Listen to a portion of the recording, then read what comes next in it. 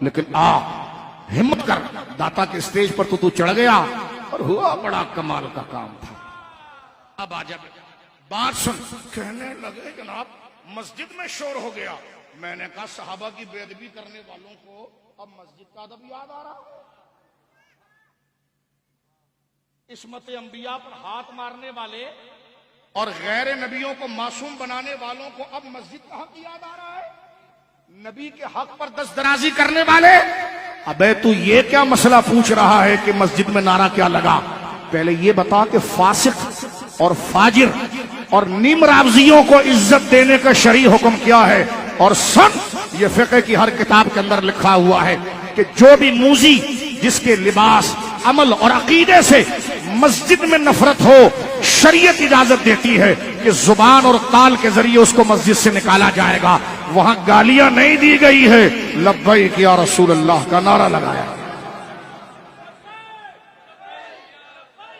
آپ کیوں چڑ گئے اس سے اور آپ نے اس کو گالی کیوں سمجھ لیا؟ توجہ ہے؟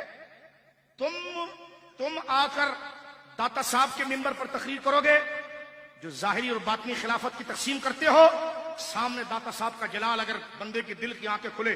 داتا صاحب نے کشف المحجوب میں لکھا کہ ائمہ طریقت کا پہلا سردار حضرت ابوبکر صدیق ہے۔ ہمارا قصور یہ ہے کہ ہم صاحب مزار کے ساتھ خیانت نہیں کر رہے، جو ان کی بات سنی ہے وہ پہنچا رہے ہیں۔ حالات کے اعتبار سے گراگ دیکھ کر پوڑی نہیں باندھ رہے، حالات جیسے بھی ہو، جو بات غوث پاک نے کی ہے وہی بتائیں گے، جو بات داتا صاحب نے کی ہے وہی بتائیں گے۔ توجہ ہے آپ کی؟ کتنے شریف ہو گئے پروپیگنڈا، مسجد کا تقدس، مسجد کا تقدس، مسجد کا تقدس۔ میں نے کہا جو 5 سال سے سنیت جل رہی ہے، صحابہ کے لیے بکواسات، صحابہ کے خلاف کتاب لکھنے والا ان کے اداروں کا ریسرچ کا ہیڈ ہے، اس کا نام لیتے ہوئے مجھے گھن آتی ہے۔ کتاب لکھتا ہے 12 صحابی منافق، جھوٹا نبوت کا دعویٰ کرنے والے کے پاس جا کر جو اس کی جالیوں سے سر لگائے، اس کو تو داتا کے منبر پر چڑھائے۔ تم غلط کام کرتے رہو اور ہم چپ رہیں۔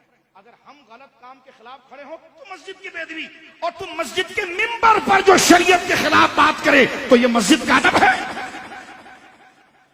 بات سمجھ رہے ہو میرے دوستو؟ تو یہ منہاجیوں کا پروپیگنڈا ہے، اور اس پروپیگنڈے کو ہم ایسے زمین کے نیچے مارتے ہیں۔ ذرا پاؤں مارو ذرا۔